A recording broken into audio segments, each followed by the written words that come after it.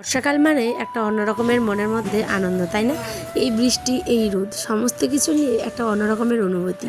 Hello বন্ধুরা, কেমন আছো তোমরা? আশা করছি ভালো আছো, সুস্থ আছো। উত্তর দিনাজপুর জেলা থেকে আমি পায়েল। আর আরও একটি নতুন ভিডিওতে তোমাদের সকলকে স্বাগত জানিয়ে চলো আজকে শুরু করি নতুন ব্লগ। সকালে উঠেই চোখ খুলেই দেখি মেঘলা মেঘলা ওয়েদার, টিপ টিপ করে বৃষ্টি পড়েছে গোটা রাত। এখন একটুখানি কমেছে। দেখো এই যে এখানে মাজলাম, এটা ভাতের জল নিয়ে আসা হয়েছে, এখানে কড়াইটা ধোয়া হয়েছে, আম পাওয়া গেছে। এই যে দেখো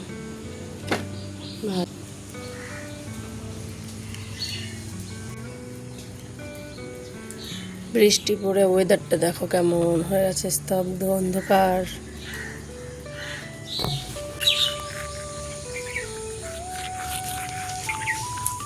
কত শ্যালা হয়ে যেত।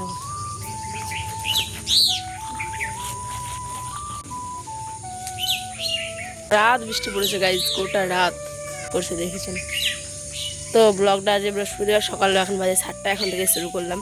বাসনগুলো ওখানে ধোয়া হয়েছে, ওগুলো আর শেয়ার করিনি যেহেতু টিপটিপ করে বৃষ্টি পড়ছিল।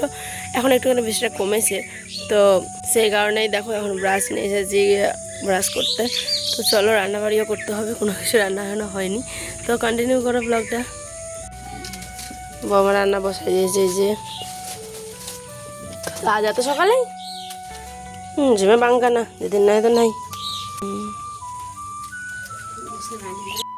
গ্রামের দিকে সব বন্যা হয়ে গেছে জানো, এত বৃষ্টি পরিমাণে পড়েছে। কিন্তু কি বলতো, এখন বৃষ্টির জলের ভীষণ দরকার, সবাই যেহেতু ধানটা লাগাবে সেই জন্য, বিশেষ করে আরও মাঠের সাইডে। আর এইদিকে আমাদের বাড়িতে তো চারিদিকে কাদা, তোমরা যারা দেখো ডেলি ব্লগ তারা তো জানোই, যেহেতু এটা আমার পুরোনো বাড়ি, মানে আমার শ্বশুর মশাইয়ের আমলের তৈরি, ঠিক আছে। তো সেই কারণে প্রচুর কাদা, আমাদের সেপারেট এখনও হয়নি। কেন হয়নি সে সমস্ত কিছু পরে তোমাদের আস্তে আস্তে শেয়ার করবো। তোমরা প্লিজ ব্লগটা স্কিপ না করে দেখো, আজকে না পারলেও অন্যান্য ব্লগে কিন্তু অবশ্যই শেয়ার করবো।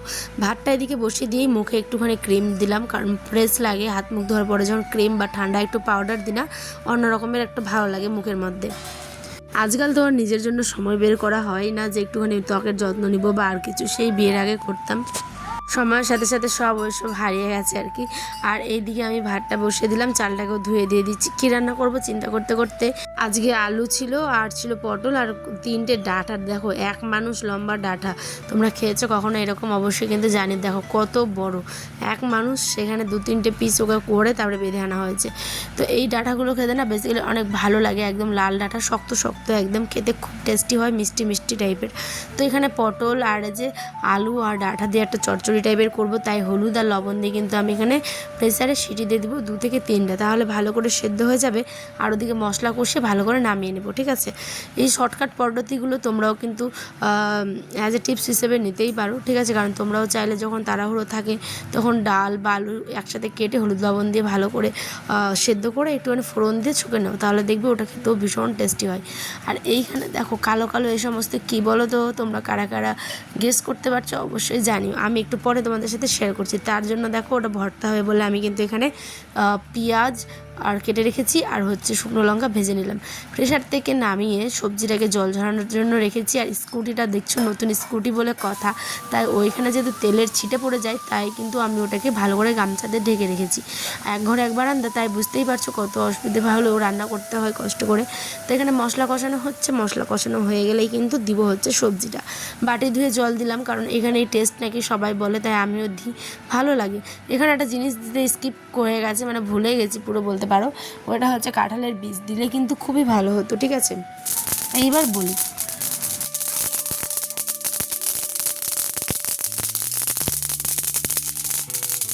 আচ্ছা তোমরা অনেকে হয়তো গেস করলে কিন্তু পারছো না, তাই আমি বলে দিচ্ছি, এটা হচ্ছে তিসি। তিসি যখন ভাজা হয় তখন কিন্তু ফটফট করে ফুটে। তিসির গাছ থেকে তিসির বীজটাকে এই যে এইভাবে কিন্তু ভেজে আগে বেছে নিতে হবে, বালি টালি, তারপরে বেছে ভালো করে ভেজে কিন্তু যেমন আলু ভর্তা করে ঠিক তেমনটাই কিন্তু শুকনো লঙ্কা পেঁয়াজ তেল লবণ দিয়ে তোমরা মেখে নিতে পারো। তারপরে বিছানা গুছালাম, ছেলে আমার উঠে পড়েছে, তারপরে উঠেই ওর এক না মা আমি কেক কিনবো। তো চলো দেখো রাস্তার কি অবস্থা হয়েছে, 10 টাকা নিয়ে গেলাম হচ্ছে কেকের দোকানে, কেক কিন্তু নিয়ে নিয়েছি কিনে, ঠিক আছে।